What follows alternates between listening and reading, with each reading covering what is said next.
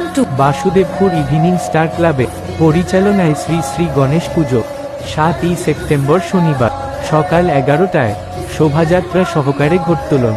আপনাদের আমন্ত্রণ রইল ক্লাবের পক্ষ থেকে।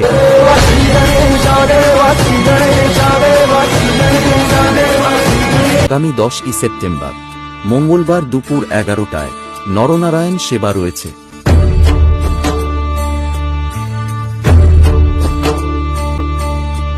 ওই রাতে ঠিক 9টায় দেখতে পাবেন বাইরে থেকে আগত ড্যান্স ধামাকা